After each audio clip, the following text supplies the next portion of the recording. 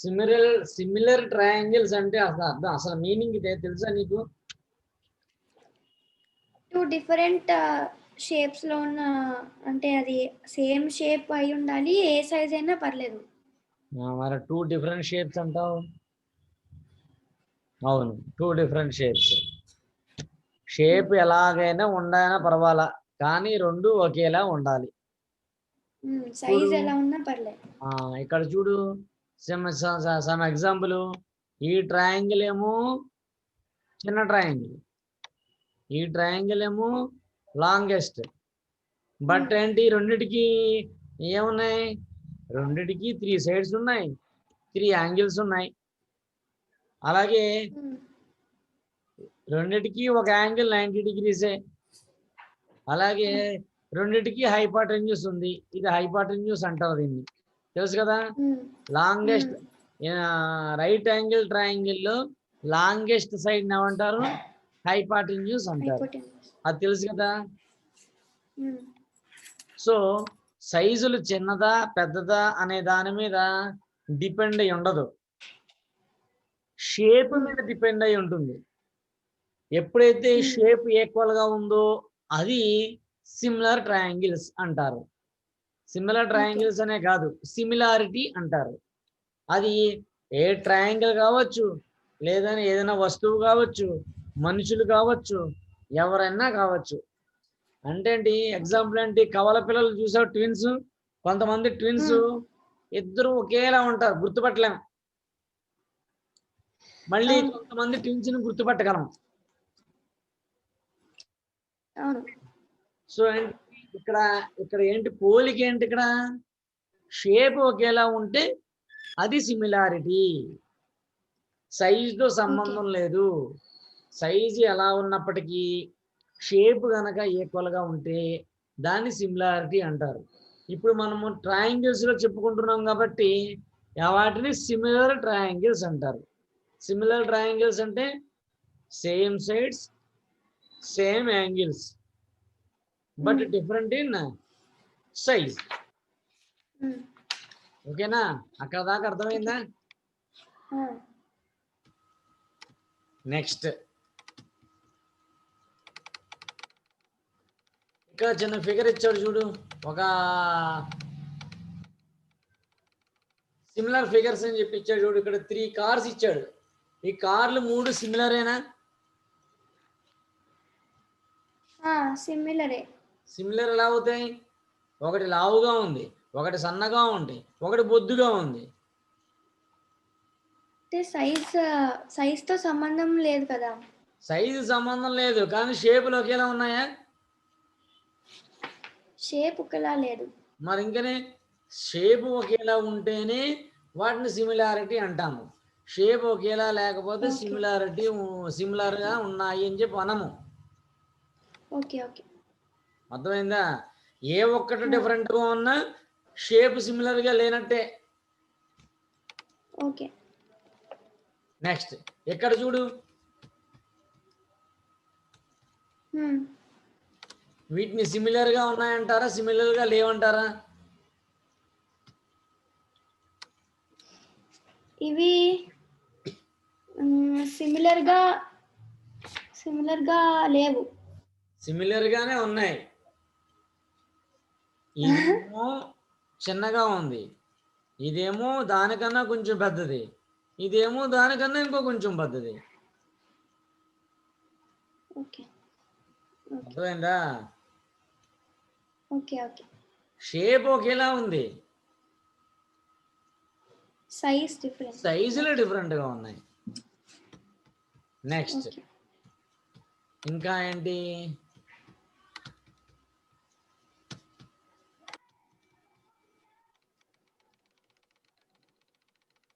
వీటిని ఆలోచించి చెప్పు. ఏవి? కింద 3 ఫిగర్స్ ఇచ్చాడు. Similar squares, similar equilateral triangles, similar circles అన్నాడు. కరెక్టేనా? కరెక్ట్. ఎందుకంటే సైజ్ చిన్నగా ఉన్న పెద్దగా ఉన్న 3 సేమ్ షేప్ లో ఉన్నాయి కాబట్టి. అది ఇంకా ఇక్కడ నీకు డెఫినేషన్ కూడా ఇచ్చాడు. all regular polygons having the same number of sides are always similar. అర్థమైందా? ఏ పోలిగాన్ అయినా సైడ్స్ సేమ్ ఉంటే వాటిని సిమిలర్గానే ఉంటాయి అని చెప్పి ఎగ్జాంపుల్ ఇచ్చాడు. ఒకటి స్క్వేర్ ఇచ్చాడు, ఒకటి ట్రయాంగిల్ ఇచ్చాడు, ఒకటి సర్కిల్ ఇచ్చాడు. ఓకేనా? ఇప్పుడు సిమిలర్ ట్రయాంగిల్స్, సిమిలారిటీ అంటే అర్థం తెలిసింది కదా ఇప్పుడు. సరే, ఇప్పుడు మనము ఈ సోదంతా చెప్పుకోకర్లేదు, మిగతాది ఎగ్జాంపుల్స్లోకి వెళ్దాం. ఓకే. సరే, నీకు తెలిసిన కొన్ని సిమిలారిటీస్ చెప్పు. అంటే రియల్ లైఫ్ ఎగ్జాంపుల్సా దేని గురించి? రియల్ లైఫ్ ఎగ్జాంపుల్స్లో నీకు తెలిసిన సిమిలారిటీస్. అది వస్తువు అవ్వచ్చు, లేదా ఒక పెన్ అవ్వచ్చు, ఒక పుస్తకం అవ్వచ్చు, లేదా ఒక ఇల్లు అవ్వచ్చు, లేదా ఒక మనిషి అవ్వచ్చు, లేదా ఒక డయాగ్రామ్ అవ్వచ్చు, లేదా ఒక బాటిల్ కావచ్చు, ఇలా ఏదైనా సరే, లేదా కార్నర్స్ కావచ్చు, లెన్స్ కావచ్చు, హైట్ కావచ్చు, ఇవన్నీ వీటిల్లో. ఓకే. ఇప్పుడు టెక్స్ట్ బుక్, నోట్ బుక్ ఒక ఎగ్జాంపుల్. మరి ఒక టెక్స్ట్ బుక్ స్క్వేర్ లోను, ఒక టెక్స్ట్ బుక్ రెక్టాంగిల్ లో ఉంటే నేను నా టెక్స్ట్ బుక్ నా నోట్ బుక్ కంపేర్ చేసుకొని చెప్పాను. అప్పుడు నువ్వేం చెప్పాలి? క్లారిటీ ఇవ్వాలి. Square text book, square note book అని చెప్పాలి. Okay okay. Square text book అనుకో కొంచెం పెద్దగా ఉండొచ్చు, స్క్వేర్ నోట్ బుక్ అనుకో పెద్దదిగా ఉండొచ్చు, లేదా చిన్నగా ఉండొచ్చు, కానీ షేప్ ఎలా ఉంటుంది? ఒకేలా ఉంటుంది. ఓకే. అది సిమిలారిటీ అంటే. ఓకే. నువ్వు చెప్పేటప్పుడు క్లారిటీగా చెప్పాలి. లేదా పెన్సిల్, చిన్న పెన్సిల్, పెద్ద పెన్సిల్ అని చెప్పచ్చు. ఓకే. లేదా హెచ్బి పెన్సిల్ అని చెప్పచ్చు, స్మాల్ అండ్ బిగ్. లేదా ఎలా అలా నీకు తెలిసిన పెన్సిల్స్ పేరు ఏమైనా చెప్పుకోవచ్చు. అలా ఒక పెన్సిల్స్ చిన్న ఉండొచ్చు, పెద్ద ఉండొచ్చు, అలా అన్నమాట. ఓకేనా? Okay. Next, fill in the blanks with similar లేదా నాట్ సిమిలర్ అంటున్నాడు. ఆల్ స్క్వేర్స్ ఆర్ సిమిలరా కాదా? ఒక్క నిమిషం.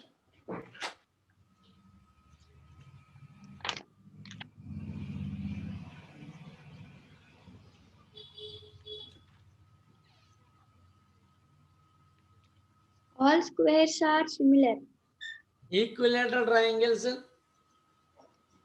Similar. Isosceles triangles? Similar. సరే, సో నీకు సిమిలర్ అంటే తెలిసింది కదా, వాటి గురించి ఇంకా ఎక్కువగా డిస్కస్ చేయడం అనవసరం. ఓకే. ఇంకా సిమిలారిటీలో కొన్ని ఫార్ములాస్ ఉన్నాయి. సిమిలర్ని ఎలా ఇండికేట్ చేస్తారు అంటే, ఇది సింబల్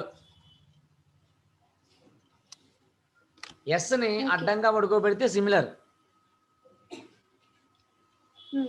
అర్థమైందా? ఓకే. అలా అన్నా అని చెప్పి ఎస్ని అడ్డంగా పడుకోబెట్టడం అనకూడదు. ఓకేనా? నీకు తెలియాలని చెప్పాను అంతే. సిమిలర్ అంటే ఇది. ఓకే, దాని సింబల్ సిమిలారిటీ సింబల్. ఇప్పుడు సిమిలారిటీస్లో కొన్ని రూల్స్ ఉన్నాయి. ఆ రూల్స్ ఏంటి? ఎస్ అనే రూల్ ఒకటి. ఎస్ అనే రూల్ అంటే అర్థం ఏంటి?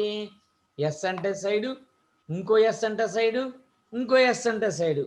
అంటే side side side equality property అంటారు దాన్ని. ఓకే. అలాగే ఎస్ అదొక ప్రాపర్టీ. అంటే ఎస్ అంటే సైడ్, ఏ అంటే యాంగిల్, ఎస్ అంటే మళ్ళీ సైడ్. అంటే సైడ్ యాంగిల్ సైడ్ ప్రాపర్టీ అంటాము. అర్థమవుతుందా? ఇలాంటి ప్రాపర్టీస్ చాలా ఉన్నాయి, వాటి గురించి చూద్దాం. జస్ట్ నీకు తెలియడం కోసం ఒక ఎగ్జాంపుల్ చెప్పాను అంతే. ఓకే ఓకేనా? ఇప్పుడు ఇక్కడ చూడు, 2 ట్రయాంగిల్స్ ఇచ్చాడు. ఒక ట్రయాంగిల్ ఏంటి ఏబిసి, ఇంకో ట్రయాంగిల్ ఏంటి సిడిపి సిడి అని ఇచ్చాడు. ఎప్పుడైతే 2 ట్రయాంగిల్స్ సిమిలర్గా ఉంటాయో వాటి కరస్పాండింగ్ సైడ్స్ యొక్క రేషియోస్ కూడా ఈక్వల్గా ఉంటాయి.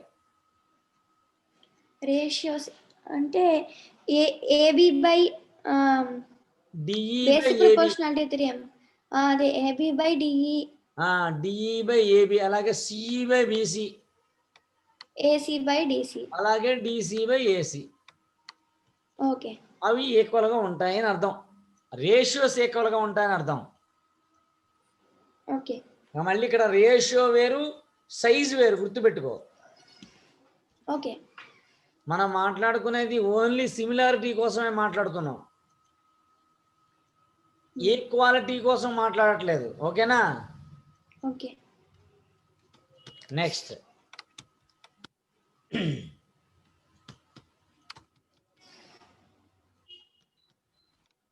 సో ఇక్కడ దాకా ఈ ఎగ్జాంపుల్ అర్థమైంది కదా నీకు?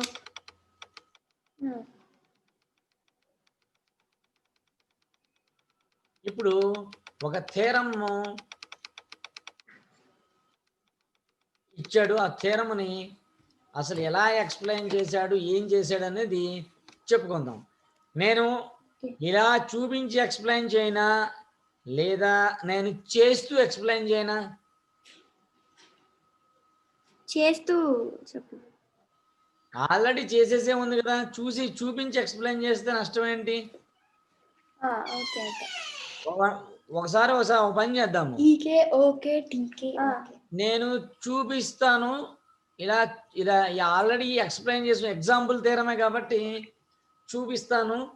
ఒకవేళ ఇన్ కేస్ నీకు అర్థం కాకపోతే నేను పక్కన నోట్ చేసి చెప్తాను. ఓకే చూద్దాం. థీరం అన్నాడు. ఈ థీరం ఏంటి? Basic proportionality theorem. ఈ బేసిక్ ప్రపోర్షనాలిటీ థీరం ఏంటి? If a line is drawn parallel to one side of a triangle to intersect the other two sides in distinct points, then the other two sides are divided in the same ratio అంటున్నాడు. అంటే meaning ఏంటి చెప్పు? ఈ triangle లో line DE అనేది, for example DE అనేది బీసీకి parallel ఉంది, అండ్ డికి ఈకి దగ్గర అది పాయింట్ దగ్గర ఇంటర్సెక్ట్ అయింది. So AD by dB equal to AE by EC అవుతుందని చెప్పాడు. కరెక్ట్, ఎగ్జాక్ట్లీ, నువ్వు చెప్పింది కరెక్ట్. సో దీన్ని బేసిక్ ప్రపోర్షనాలిటీ థీరం అంటారు. ఈ ప్రపోర్షనాలిటీ థీరమ్స్ ని గుర్తుపెట్టుకోవాలి. ఓకేనా? ఇప్పుడు మనం చూపించాల్సింది ఏంటి? థీరం అది వాడు ఇచ్చాడు, బాగుంది. వాడు ఏమని చూపించమంటున్నాడు? Then the other two sides are divided in the same ratio అని చూపించమంటున్నాడు. సేమ్ రేషియో అని చూపించాలంటే ఏం చూపించాలి? దీన్ని చూపించాలి. AD by dB equal to AE by EC అని మనం ప్రూవ్ చేయగలగాలి. అలా ప్రూవ్ చేస్తే ఈ బేసిక్ ప్రపోర్షనాలిటీ థీరం అనేది మనకు బాగా అర్థమైనట్టు, ప్రూఫ్ వచ్చినట్టు. ఓకేనా? ఇప్పుడు ప్రతిదానికి, ప్రతి థీరంకి కొన్ని ఇన్స్ట్రక్షన్స్ ఉంటాయి. ఆ ఇన్స్ట్రక్షన్స్ ఏంటి? వాటిని అదే ప్రాసెస్లో రాయాలి. వాటిని ఏమంటారు? గివెన్, ఆర్టిపి. గివెన్ అంటే అర్థం ఏంటి? ఆల్రెడీ వాడు మనకి చెప్పేసింది. ఆర్టిపి అంటే అర్థం ఏంటి? మనం ప్రూవ్ చేయాల్సింది. రిక్వైర్డ్ టు ప్రూఫ్ అని అర్థం. అంటే ఏది ప్రూవ్ చేయాలో అది, దాని అర్థం. కన్స్ట్రక్షన్ అంటే మీనింగ్ ఏంటి? మనము ప్రూవ్ చేయడానికి కొత్తగా వాడే కొన్ని లైన్స్ డ్రా చేయాల్సి ఉంటుంది. అలా లైన్స్ డ్రా చేయడాన్ని కన్స్ట్రక్షన్ అంటారు. ఆ లైన్స్ డ్రా చేయడం కూడా ఎలా ఉండాలి? స్పెసిఫిక్గా ఉండాలి, రూల్స్ని బేస్ చేసుకుంటూ ఉండాలి. ఇంకా ప్రూఫ్ అంటే అర్థం ఏంటి? ఈ పైన వాళ్ళు ఏదైతే చెప్పాడో దాన్ని మనము అది అవునా కాదా అనేది ఒక కొన్ని స్టెప్స్ ఫాలో అవుతూ చేసేది ప్రూఫ్. ఇప్పుడు అర్థమైందా? థియరం అంటే ఏముండాలి? గివెన్ అనే పార్ట్ ఉండాలి, ఆర్టీపీ అనే పార్ట్ ఉండాలి, కన్స్ట్రక్షన్ అనే పార్ట్ మాత్రం ఆప్షనల్. కొన్ని సార్లు ఉండొచ్చు, కొన్ని సార్లు లేకపోవచ్చు. కన్స్ట్రక్షన్ అనే పార్ట్ మాత్రం ఆప్షనల్. అవసరమైతే కన్స్ట్రక్షన్ రాస్తాము, అవసరం లేకపోతే కన్స్ట్రక్షన్ అనేది రాయం. సో మిగిలింది ఏంటి? ప్రూఫ్. అంటే given, RTP, construction and proof. ఈ గివెన్, ఆర్టీపీ, కన్స్ట్రక్షన్ అండ్ ప్రూఫ్లో కన్స్ట్రక్షన్ అనేది ఆప్షనల్ పాయింట్. ఓకేనా? ఓకే. ఇప్పుడు చూద్దాం గివెన్ ఏమి ఇచ్చాడు. గివెన్ అంటే ఆల్రెడీ మనకి థియరంలో వాడు ఇచ్చేసిందని. వాడు ఏమి ఇచ్చాడు గివెన్లో? If a line is drawn parallel to one side of a triangle. ఇప్పుడు ఈ ట్రయాంగిల్లో ఒక లైన్ని వాడు డ్రా చేశాడు. ఆ డ్రా చేసిన లైన్ ఏంటి? డిఈ. దేనికి ప్యారలల్గా గీశాడు? ఈ బీసీకి ప్యారలల్గా డ్రా చేశాడు. అది వాడిచ్చిందే, మనం ప్రత్యేకించి మనం ఏం చెప్పలేదు. అందుకే డిఈ ప్యారలల్ టు బీసీ అని చెప్పి గివెన్లోనే రాసేసాడు. And DE intersects AB and AC at D and E respectively. అంటే మీనింగ్ ఏంటి? ఏబిని డి అనే పాయింట్ దగ్గర, ఏసీని ఈ అనే పాయింట్ దగ్గర ఇంటర్సెక్ట్ చేస్తున్నాయి అని వాడే చెప్పాడు.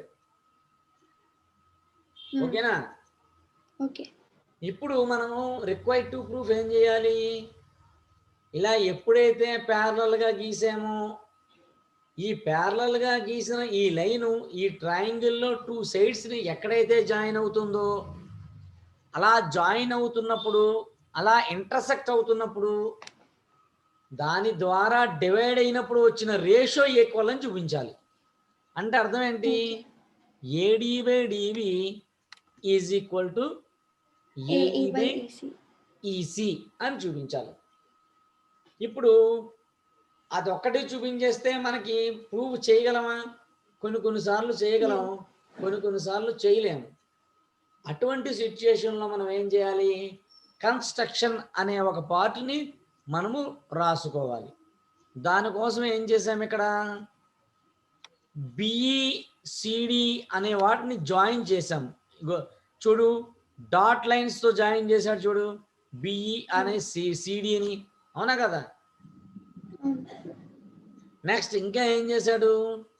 డిఎం అనేది గీశాడు, అలాగే ఈఎన్ అనేది గీశాడు. ఎలా గీశాడు? పెర్పెండిక్యులర్గా గీశాడు. అంటే 90 degrees వచ్చేటట్టుగా పెర్పెండిక్యులర్గా గీశాడు. అంటే 90 degrees వచ్చేట్టుగా. ఈ సింబల్ని పర్పెండిక్యులర్ సింబల్ అంటారు. టీని రివర్స్ చేస్తే పెర్పెండిక్యులర్. ఓకేనా? ఇప్పుడు ప్రూఫ్లోకి వెళ్దాం. ప్రూఫ్ చేసేటప్పుడు మనకి ఒక ఫార్ములా తెలుసు. ఏదైనా ట్రయాంగిల్కి ఫార్ములా ఏంటి? Half into base into height. Half into base into height. Correct. Half BH. ఇక్కడ ఏడిఈ అనే ఒక ట్రయాంగిల్ ఉంది. ఏది ఏడి అనే ట్రయాంగిల్?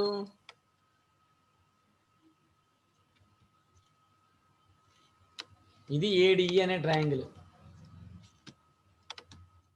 ఈ పై పార్ట్ ఏడిఈ అనే ట్రయాంగిల్.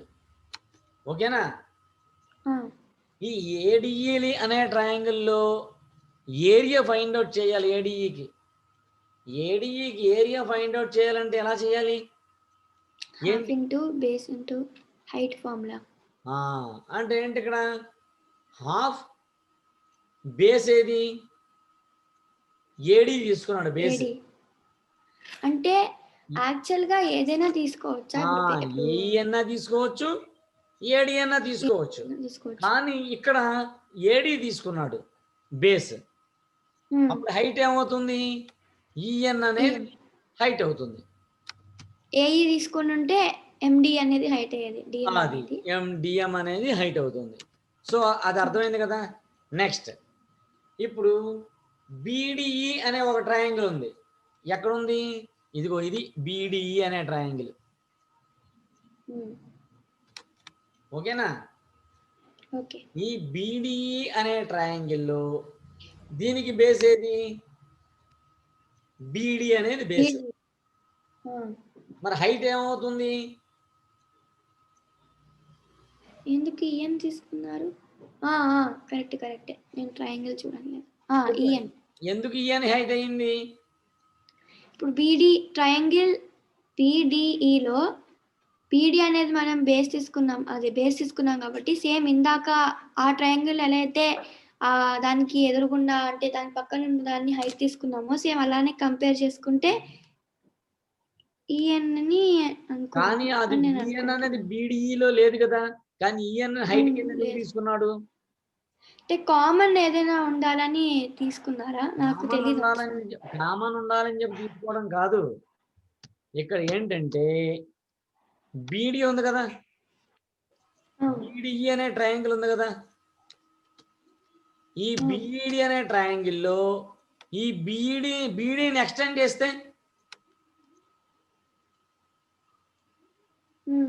అర్థమైందా? బీడీని ఎక్స్టెండ్ చేసామంటే బేస్ మారుతుందా? మారదు. హైట్ అంటే అర్థం ఏంటి? బేస్ నుంచి వెర్టిసెస్ వరకు ఉండేదని. ఇంకొప్పుడు బేస్ నుంచి వెర్టిసెస్ వరకు ఉంది హైట్. అందుకు ఈఎన్ అనే దాన్ని తీసుకున్నారు. అర్థమైనప్పుడు ఇప్పుడు ఏరియా ఆఫ్ ట్రయాంగిల్ ఏడిఈ ఎలా వచ్చిందో తెలిసింది. ఏరియా ఆఫ్ ట్రయాంగిల్ బీడిఈ ఎలా వచ్చిందో తెలిసిందా లేదా? నెక్స్ట్ చూడు. ఇప్పుడు area of triangle ADE by BDE ఈ రెండింటిని ఏం చేశాడు? ఇప్పుడు డివిజన్ చేశాడు. ఏడిఈని బీడిఈను ఈ రెండింటిని ఏం చేశాడు? డివిజన్ చేశాడు.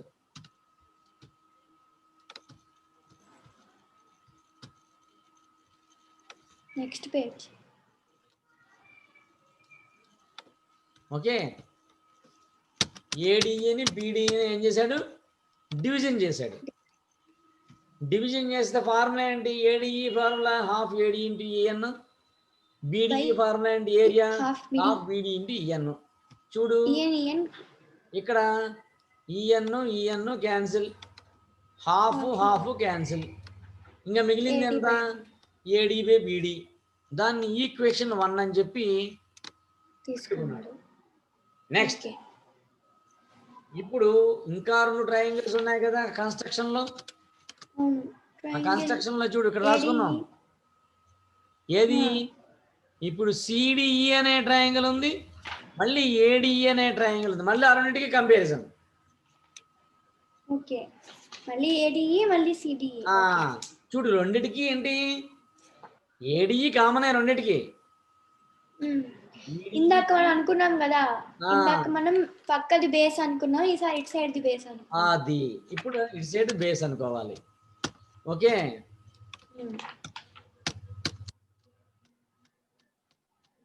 నెక్స్ట్ ఇప్పుడు దాన్ని బేస్ చేసుకుంటే ఏమైంది? ఏడిఈ ట్రయాంగిల్ ఏమైంది?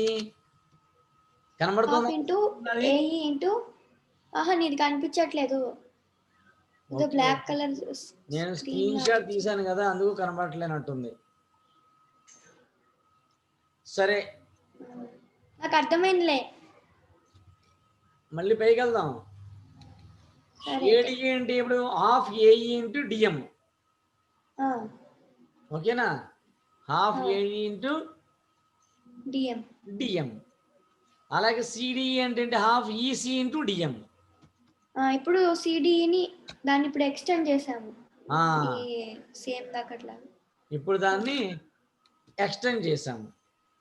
Okay, half into EC into DM వస్తుంది. అది ఇప్పుడు మళ్ళీ ఆ రెండు డివైడ్ చేస్తే ఏడీను సిడిఈను డివైడ్ చేసాం. DM DM half half half half cancel, AE by EC EC అనేది మనకి వచ్చింది. ఇప్పుడు దాన్ని సెకండ్ ఈక్వేషన్ అని చెప్పి ఈక్వేషన్ 2 అనుకున్నాడు. ఇప్పుడు ఏం అబ్జర్వ్ చేయాలి? ట్రయాంగిల్ బీడిఈ అని ఉంది కదా, అలాగే ట్రయాంగిల్ సిడిఈ అని ఉంది కదా. ట్రయాంగిల్ బీడిఈకి ట్రయాంగిల్ సిడిఈకి ఇంకో ట్రయాంగిల్ బీడిఈకి ట్రయాంగిల్ సిడిఈ బిడిఈ, ఇది బిడిఈ, అలాగే ఇది సిడిఈ. రెండింటికి బేస్ ఏంటి? డిఈ. డిఏ బేస్ రెండింటికి కూడా, అవునా కదా? అలాగే కింద కూడా దానికి ఇంకొక కామన్ బేస్ ఉంది. ట్రయాంగిల్ ఏడిఈ కూడా డిఏ బేస్ బేస్ అవ్వచ్చు.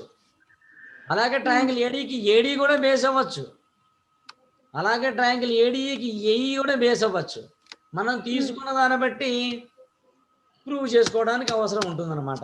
అర్థమైందా? ఓకే. ఇప్పుడు మనకేం తెలిసింది? బీడిఈ సిడిఈకి బేస్ బిడిఈ అని చెప్పి అర్థమైంది కదా. ఇప్పుడు డిఈ అండ్ కింద రెండు ట్రయాంగిల్స్ ప్యారలల్ కదా. అవును, ప్యారలల్. డిఈ అనేది బీసీకి ప్యారలల్. అప్పుడు డిఈ అనేది బీసీకి ప్యారలల్ అయింది. రెండింటి బేస్ ఒకటే, అప్పుడు రెండింటి ఏరియాలు ఒకటి అవుతాయి అవ్వా? ఈక్వల్. ఎస్, అవుతాయి. ఎందుకు? సేమ్ బేస్ ఉండి సేమ్ ప్యారలల్ సైడ్స్ అయితే, అంటే సేమ్ సైడ్స్ ఉంటే, ప్యారలల్ సైడ్స్ ఉంటే అది ఖచ్చితంగా ఆ రెండు ట్రయాంగిల్స్ ఈక్వల్, ఆ రెండింటి ఏరియాస్ ఈక్వల్. అందుకే ఏమిచ్చాడు? ఏరియా ఆఫ్ ట్రయాంగిల్ ఈ BDE is equal to area of triangle CDE అని ఇచ్చాడు. ఏఆర్ అంటే అర్థం ఏంటి? ఏరియా అని అర్థం. ఇప్పుడు ఫస్ట్ ఈక్వేషన్ నుంచి, సెకండ్ ఈక్వేషన్ నుంచి, థర్డ్ ఈక్వేషన్ నుంచి మనం ప్రూవ్ చేయాలి. ఏమని ప్రూవ్ చేయాలి? ఏరియాస్ ఈక్వల్ అన్నాం కాబట్టి అన్నిటిని AD/DB equal to areas equal అయితే ఇది ఇది కూడా ఈక్వలే. అందుకే AD/DB is equal to AE/EC అని చెప్పి ప్రూవ్ చేసాం. అయిపోయింది. అదే కదా మనం చేయాల్సింది. Basic proportionality theorem. ఓకే, అవునా కదా? దీని ఏమంటారు? Basic proportionality theorem. And next theorem దీనికి ఆపోజిట్. మనం ఇక్కడ నాకు ఇప్పుడు ఎలా అయితే మన ప్యారలల్ అయితే రెండు రేషియోస్ ఈక్వల్ అన్నామో, నెక్స్ట్ థియరం రెండు సైడ్స్ ఈక్వల్ అయితే ప్యారలల్ అవుతాయి అన్నాడు. అంతే. కాదు, రేషియోస్ ఈక్వల్ అయితే ప్యారలల్ అవుతాయని చూపించాలి. ఓకేనా? రేషియోస్ ఈక్వల్ అయితే ప్యారలల్ అంజు, అది దాని కాన్వర్స్ థియరం అంటారు వాటిని. Converse of basic proportionality theorem అంటారు. ఇప్పుడు బేసిక్ ప్రపోర్షనాలిటీ థియరం అంటే అర్థమైందా? అర్థం కాలేదా? అర్థమైంది. సింపుల్. ఏంటి?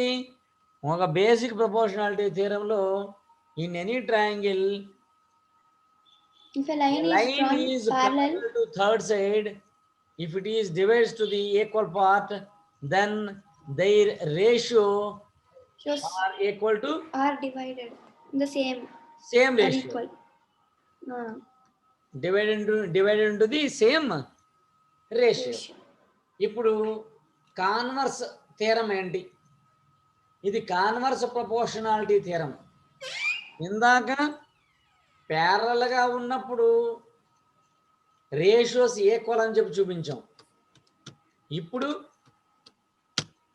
రేషియోస్ ఈక్వల్ అయితే ప్యారలల్ అని చెప్పి చూపించాలి. ఓకే. అంటే ఎలా చూపించాలి? ఎప్పుడైనా కొన్ని థీరమ్స్కి ఎలా ప్రూవ్ చేయాలంటే, వాడు అవును అంటే మనం కాదు అనుకుని చెయ్యాలి మన ప్రాబ్లంని. కన్వర్స్. వాడు ట్రూ అన్నాడు అనుకో, మనం ఫాల్స్ అని చెప్పి చెయ్యాలి. అర్థమవుతుందా? మనం ఫాల్స్ అని చెప్పి ప్రాబ్లం కనుక చేస్తూ వెళితే ఆ ప్రాబ్లం ఖచ్చితంగా రాంగ్ అవుతుంది. అవునా కదా? అవును. మనం ఫాల్స్ అని చెప్పి ఎప్పుడైతే అనుకుని చేసామో అప్పుడు మన ప్రాబ్లం ఎప్పుడైతే రాంగ్ అయిందో అప్పుడు వాడు ఇచ్చింది కరెక్టే కదా. దీన్ని కాన్వర్స్ అంటారు. అర్థమైందా? ఇది ఒక రూల్ అన్నమాట. అంటే ప్రాబ్లంలో ఇచ్చిన దాన్ని కాదు అనుకుని మనం చేస్తూ వెళ్తే, మనం కాదు అనుకున్నది రాంగ్ అయితే వాడు ఇచ్చినదే కరెక్టు అని అర్థం. అప్పుడు థీరం ప్రూవ్ అయినట్లు లెక్క. ఓకేనా? ఇప్పుడు చూద్దాం. ఇప్పుడు థీరం కాన్వర్స్ థీరం ఏంటి? If a line divides two sides of a triangle in the same ratio then the line is parallel to the third side. ఏమన్నాడు? ఈ డి అనే ఈ లైను సేమ్ రేషియోతో డివైడ్ చేస్తే ఈ డి అనేది బీసీకి ప్యారలల్గా ఉంటుంది అని చూపించమంటున్నాడు. ఓకేనా? చూపిద్దాం.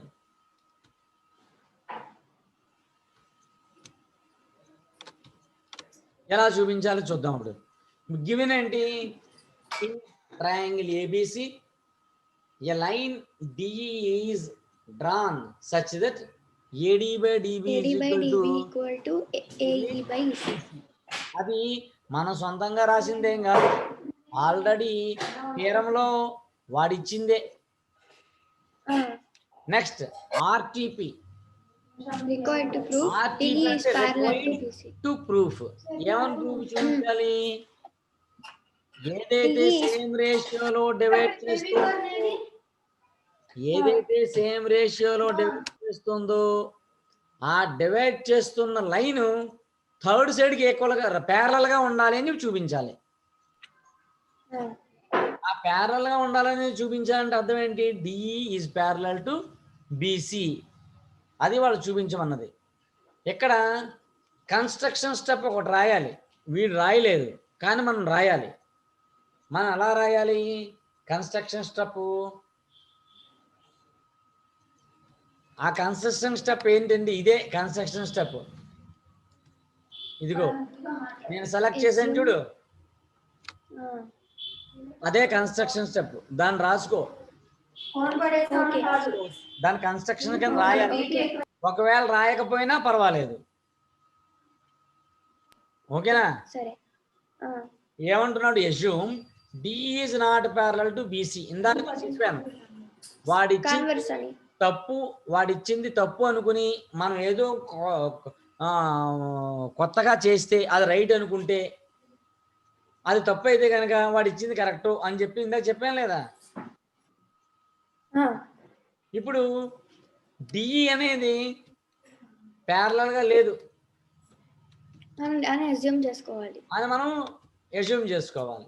డి అనేది ప్యారలల్గా లేదు అని మనం అస్యూమ్ చేసుకోవాలి. ఇది ప్యారలల్గా లేదు, అది ప్యారలల్గా లేదు అంటూ ఇంకో లైన్ ఏదో ప్యారలల్గా ఉండాలి కదా. ఆ ఇంకో లైన్ ఏమంటున్నాము? డిఈ డాష్ అంటున్నాము. అర్థమైందా? ఆ ఇంకో లైన్ ఏంటి? DE dash. అంటే రూల్ ప్రకారము ఈ అనేది మిడ్ పాయింట్ అవ్వాలి ఏసీకి, కానీ ఈ డాష్ అనేది ఏసీకి మిడ్ పాయింట్ అని చెప్పి అనుకుంటున్నాం. ఆ, ఈ డాష్ అనేది ఏసీకి మిడ్ పాయింట్ అవుతుందంటే డి డాష్ అనేది బీసీకి ప్యారలల్ గా ఉన్నట్టే కదా అర్థం. అవును.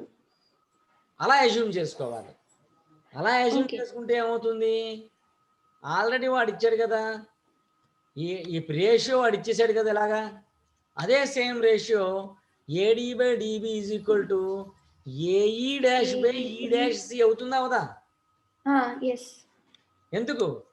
సేమ్ రేషియోలో డివైడ్ అవుతుందని చెప్పి వాడు ఇందాక చెప్పాడు కదా ఇక్కడ. అవును. దాని ప్రకారము ఈ డాష్ అనేది మిడ్ పాయింట్ కనుక అయితే AD by dB is equal to AE ఈ డాష్ బై డాష్ బై ఈ డాష్ ఈ డాష్ సి సి. అన్నాడు. అది మనకు అర్థమైంది కదా. అర్థమైంది. ఇప్పుడు దాని మీనింగ్ ఏంటి?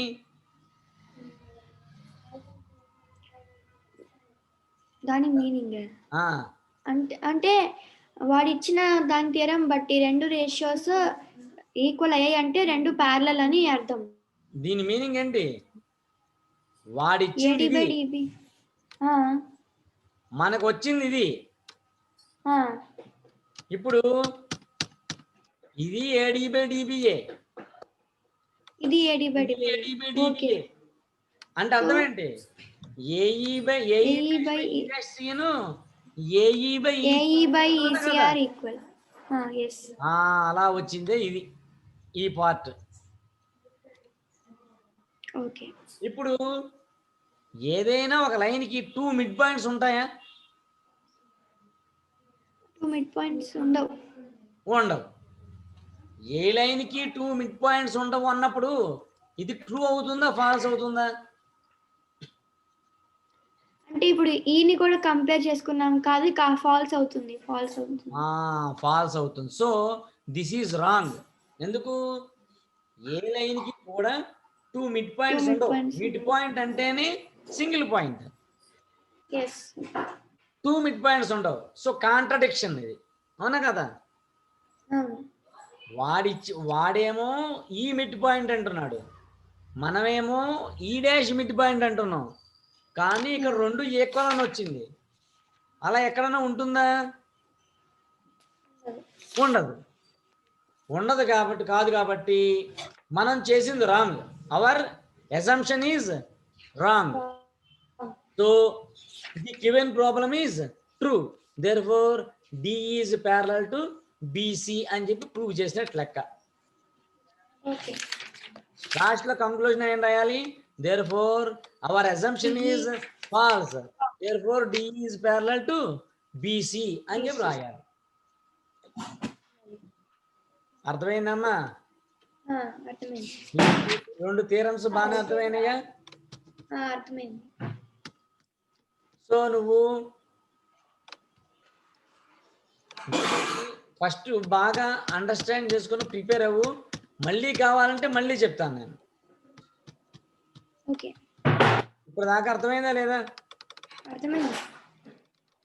రేపు ఇంకోటి చెప్పుకుందాం. ఇక్కడతో ఈ క్లాస్ స్టాప్ చేద్దాం. సరే. ఓకే.